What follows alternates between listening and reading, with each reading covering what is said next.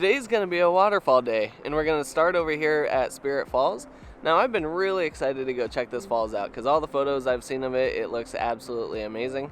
But a lot of these waterfalls, the distance to them isn't really that far. This one's 0.8 of a mile to get to it, but apparently it's decently steep on the way down and a little tiny bit scrambly, so it should be a lot of fun getting there.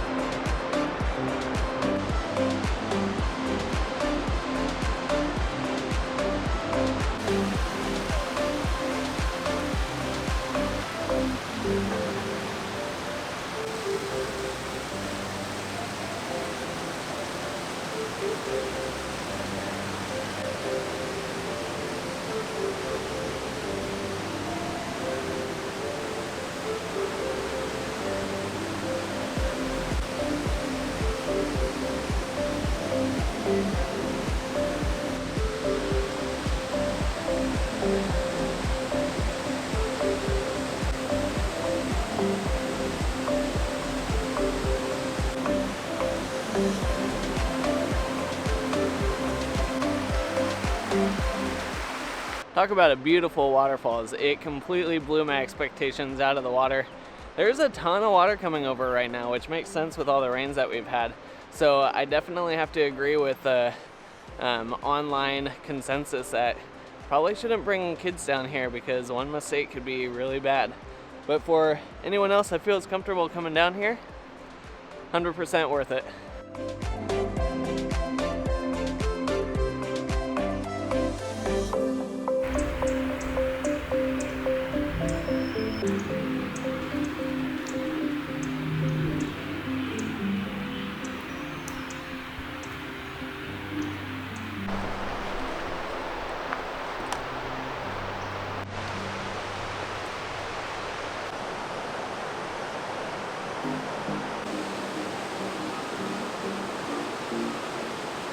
Our next waterfall of the day is Fall Creek Falls, and you follow the Fall Creek all the way up to the waterfall. I'm not really sure on the distance, but it seems to be very kid-friendly.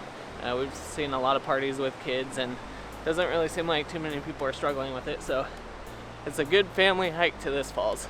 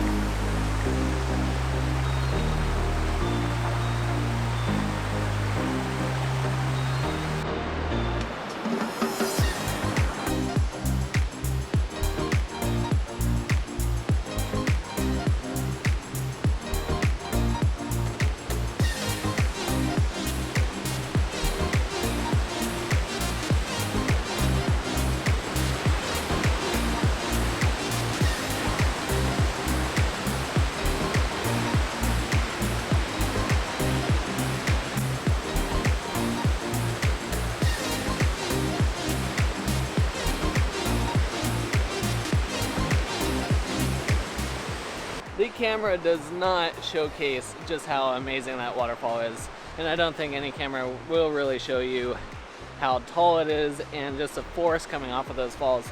We're discovering spring is a fantastic time to come and see all these waterfalls because of all the snow melt and the runoff and all the rainstorms we've had. It just makes the flow that much better.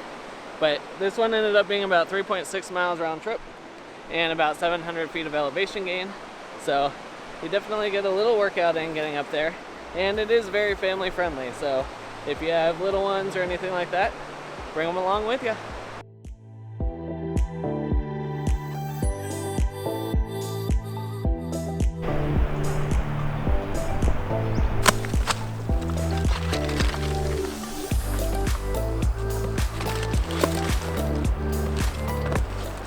All right, we're on our way to the third waterfall of the day and the final waterfall. And not really sure about the name. I will put it in a little caption down here what the actual name is if we figure it out. It might be McClellan Falls, but not sure. It's literally across the street from the McClellan lookout.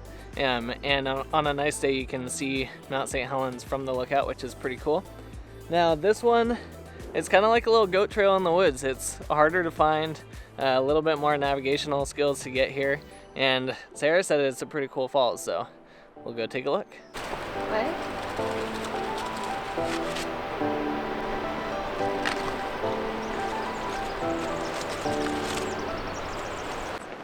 Say that again?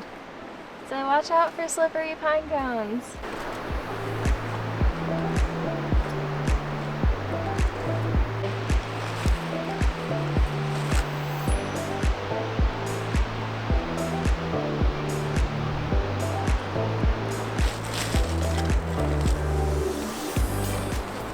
Yeah, this is one of those trails where if you don't know navigation, you probably shouldn't do it at all.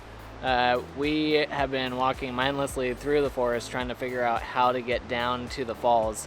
There's some blue markers, and those take you completely different directions, so apparently don't follow those because that'll get you lost. And we're still gonna try and figure out how to get down there, but the maps I have are not really giving us very good information either, so we'll see what happens.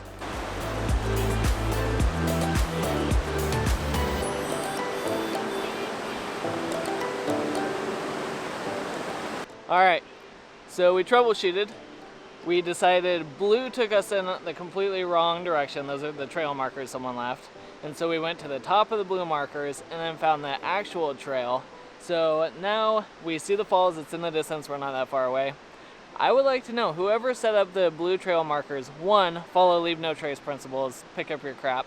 2, where were you trying to take people? If you watch this video, leave a comment down below and let us know, because that was stupid. Took us like half a mile in the wrong direction. Thanks.